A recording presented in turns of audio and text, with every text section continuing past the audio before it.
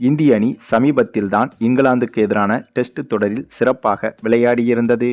அதனைத் தொடர்ந்து இப்போது இங்கிலாந்துக்கு எதிரான ஒருநாள் தொடரிலும் விளையாடி வருகிறது. இந்திய சீனியர் வீரர்களும் ஜூனியர் வீரர்களும் சேர்ந்து இதுவரை இங்கிலாந்துக்கு எதிரான ஒருநாள் தொடரில் விளையாடி வந்தனர். இந்த நிலையில் முக்கியமான சீனியர் வீரர்கள் மட்டுமே இப்போது இந்த இங்கிலாந்து தொடரில் விளையாடி வருகின்றனர்.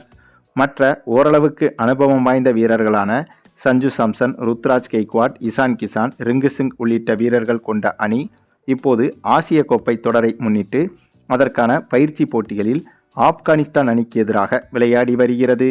அப்படியாக சமீபத்தில் நடைபெற்ற போட்டி ஒன்றில் இந்திய அணி மிரட்டலான ஆட்டத்தை வெளிப்படுத்தியிருக்கிறது. ஆமாங்க, இந்த ஆசிய கோப்பை தொடரில், அதாவது வரும் செப்டம்பர் மாதம் தொடங்க இருக்கும் இந்த ஆசிய கோப்பை தொடரில் இந்திய அணி முதலாக ஐக்கிய அரபு அணியைத்தான் எதிர்கொள்கிறது. அதன் பிறகு பாகிஸ்தான் அணி, அதற்கு பிறகு ஓமன் அணி என முதல் சுற்றில் இத்தகைய அணிகளோடு தான் இந்திய அணி விளையாடப் போகிறது. இந்த நிலையில்தான் இந்த ஆசிய கோப்பை தொடருக்கு தயாராகும் வகையில் இந்திய அணி தற்போது பயிற்சி போட்டிகளில் களமிறங்கிவிட்டது. அதுவும் இந்த முறை இந்த ஆசிய கோப்பை தொடர் என்பது 50 ஓவர் போட்டிகளாக நடக்கப் போவதில்லை. வழக்கமாக 50 ஓவர் போட்டிகளாகத்தான் நடக்கும். ஆனால் இந்த முறை 20 ஓவர் போட்டிகளாகத்தான் நடக்கப் போகிறது. அதற்கு காரணம், அடுத்த வருடம் தொடங்க இருக்கும் T20 உலகக்கோப்பையை முன்னிட்டு இந்த ஆசிய கோப்பை தொடரை T20 போட்டிகளாக நடத்த ICC முடிவு செய்துள்ளது.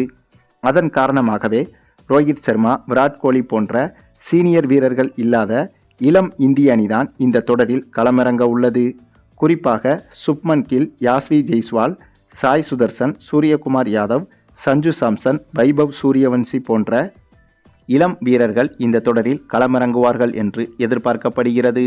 அதன் காரணமாகத்தான் அத்தகைய வீரர்கள் இப்போது இந்த ஆசிய கோப்பைக்கான பயிற்சி போட்டிகளில் விளையாடி வருகின்றனர். அதுவும் ஒரு பக்கம் இங்கிலாந்துக்கு எதிரான ஒருநாள் தொடரில் இந்திய சீனியர் அணி விளையாடி வருகிறார்கள் என்றால், மற்றொரு பக்கம் இந்த ஆசிய கோப்பை தொடருக்கான பயிற்சி ஆட்டத்தில் இந்திய சீனியர் அணிக்கு அடுத்தபடியாக இருக்கும் முக்கியமான வீரர்கள் விளையாடி வருகின்றனர். இப்படியாக சமீபத்தில் நடைபெற்ற இந்த ஆசிய கோப்பை தொடருக்கான பயிற்சி போட்டி ஒன்றில் ஆப்கானிஸ்தான் அணியும் இந்திய அணியும் மோதியது. அப்படியாக தொடங்கிய இந்த போட்டியில் டாஸை வென்று முதலில் பேட்டிங்கை தேர்வு செய்திருந்தது இந்திய அணி. அதனைத் தொடர்ந்து ஓப்பனிங் இறங்கிய சாய் சுதர்சனும் சஞ்சு சாம்சனும் சூப்பரான தொடக்கத்தை கொடுத்தனர். இதில் சாய் சுதர்சன் 39 ரன்களும் சஞ்சு சாம்சன் 38 ரன்களும் எடுத்திருந்தனர். அதன் பிறகு களமிறங்கிய திலக் வர்மா, வாஷிங்டன் சுந்தர், தீபக் கூடா உள்ளிட்டோர் ஓரளவுக்கு சிறப்பாக விளையாடி இந்த மூவருமே 30 ரன்களை கடந்துவிட்டனர். ஆனால் இதில் எவருமே அரை சதம் கூட எடுக்கவில்லை. இதற்கு பிறகு வந்த அபிஷேக் சர்மா மற்றும் ருத்ராஜ் கெய்க்வாட் உள்ளிட்ட இவர்கள்தான் இறுதி கட்டத்தில் பேட்டிங் செய்ய களமிறங்கி சூப்பராக விளையாடியிருந்தனர். அதாவது இது ஒரு பயிற்சி போட்டி என்பதாலும் ஓப்பனிங் இறங்குவதற்கு நிறைய வீரர்கள் இந்த போட்டியில் இருப்பதாலும் இந்த போட்டியில் ருத்ராஜ் கெய்க்வாட்டும் அபிஷேக் சர்மாவும் 6வது 7வது இடத்தில்தான் களமிறக்கப்பட்டனர். அப்படியாக களமிறக்கப்பட்ட இவர்கள் யாருமே எதிர்பார்க்காத வகையில் அதிரடியில் விளாசியிருந்தனர். அதிலும் அபிஷேக் சர்மா எப்போதும் போல அதிரடியில் பின்னி பெடல் எடுத்திருந்தார். வெறும் 19 பந்தில் 53 ரன்களை விளாசி மிரட்டியிருந்தார். அதே போல நம்ம ருத்ராஜ் கெய்க்வாட்டும் சூப்பராக பேட்டிங் செய்து 28 பந்துகளில் அரை சதம் எடுத்து இந்திய அணி மிகப்பெரிய இலக்கை எட்டுவதற்கு முக்கிய காரணமாக அமைந்தார். அதிலும் இந்திய அணிக்குள் நீண்ட நாட்களுக்கு பிறகு இப்போதுதான் ருத்ராஜ் கெய்க்வாட் களமிறக்கப்பட்டிருக்கிறார்.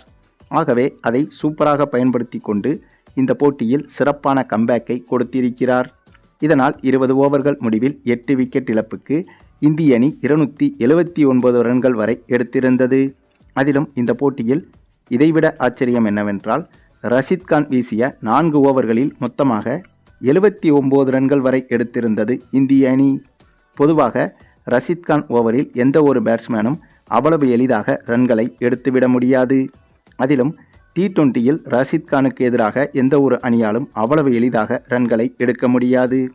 அப்படி இருந்தும் கூட நட்சத்திர பவுலரான ரஷித் கானின் ஓவரிலேயே இந்த மேட்சில் கிட்டத்தட்ட 80 ரன்களை குவித்திருக்கிறது இந்திய அணி. அந்தளவுக்கு இந்திய அணியின் இளம் வீரர்கள் பலரும் இந்த போட்டியில் மிரட்டலாக பேட்டிங் செய்திருந்தனர்.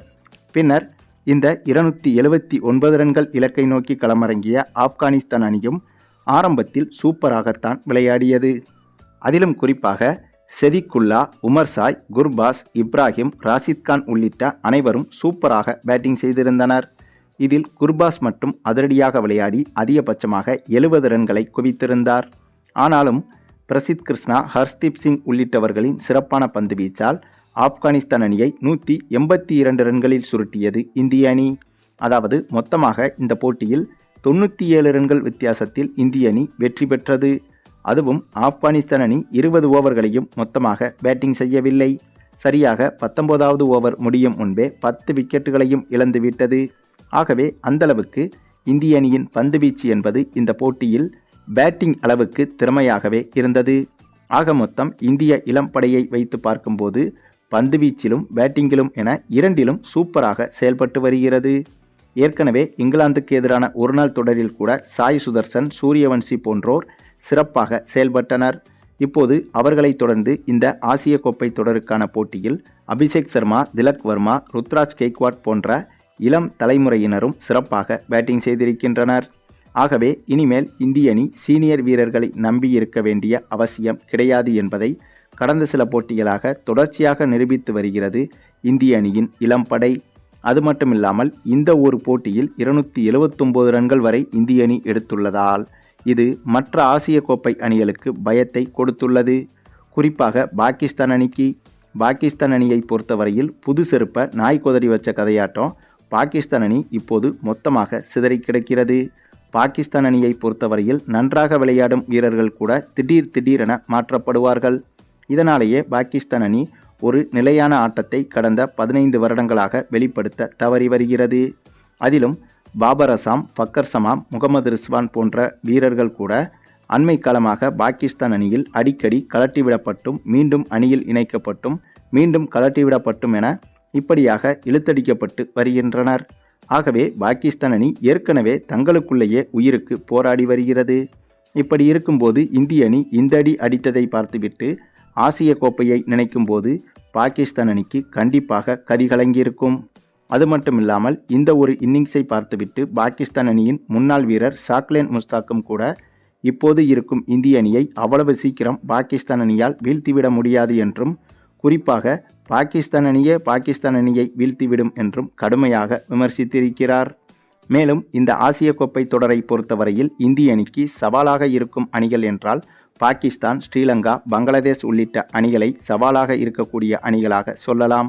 அதிலும் குறிப்பாக ஆசிய கோப்பை தொடர் என்று வந்துவிட்டால் ஸ்ரீலங்கா, பங்களாதேஷ் போன்ற அணிகளும் ஜாம்பவான் அணிகள் போல விளையாடிவிடும். அதுவும் இந்த முறை ஆசிய கோப்பை தொடர் T20 போட்டிகளாக நடத்தப்படுகிறது. இதனால் இந்திய அணிக்கு இந்த தொடர் என்பது கூடுதல் சவாலாகத்தான் இருக்கப் போகிறது. அதிலும் பங்களாதேஷ், ஸ்ரீலங்கா, பாகிஸ்தான் போன்ற அணிகள் அடிக்கடி T20 போட்டிகளில் விளையாடி வருகிறது. அதிலும் குறிப்பாக இலங்கை, பாகிஸ்தான் போன்ற அணிகள் ஒரு வருடத்திற்கு 20 போட்டிகளில் விளையாடுகிறது என்றால் அதில் 18 போட்டிகள் T20 போட்டிகளாகத்தான் இருக்கும். ஆகவே முழுக்க T20 போட்டிகளில் மட்டும்தான் பாகிஸ்தான் அணியும் இலங்கை அணியும் விளையாடி வருகிறது. அதிலும் பாகிஸ்தான் அணியை பொறுத்தவரையில் ஒரு வருடத்திற்கு 20 போட்டிகளையுமே T20 போட்டிகளாக மட்டுமே தான் விளையாடி வருகிறது. ஆனால் இந்திய அணியை எடுத்துக்கொண்டால் ஒரு வருடத்தில் 20 போட்டிகளில் விளையாடுகிறது என்று உத்தேசமாக வைத்து கொண்டால் கூட அந்த 20 போட்டிகளில் 8 டெஸ்ட் போட்டிகளிலும் 8 ஒருநாள் போட்டிகளிலும் வெறும் 4 T20 போட்டிகளிலும் தான் விளையாடி வருகிறது. ஆகவே T20 போட்டிகளில் அனுபவம் என்பது இந்திய அணிக்கு ரொம்பவே குறைவு.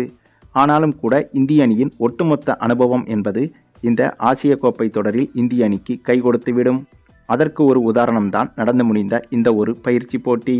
சரி, நீங்க சொல்லுங்க, நடந்து முடிந்த இந்த போட்டியில் இந்திய அணி 279 ரன்கள் எடுத்து 97 ரன்கள் வித்தியாசத்தில் வெற்றி பெற்றதை பற்றி உங்களுடைய கருத்துக்களையும் கமெண்ட்ல தெரிவிங்க. மேலும் இந்த வீடியோ பிடிச்சிருந்தா லைக் பண்ணுங்க, மற்ற அனைவருக்கும் ஷேர் பண்ணுங்க, மறக்காம நம்ம சேனலை சப்ஸ்கிரைப் பண்ணுங்க.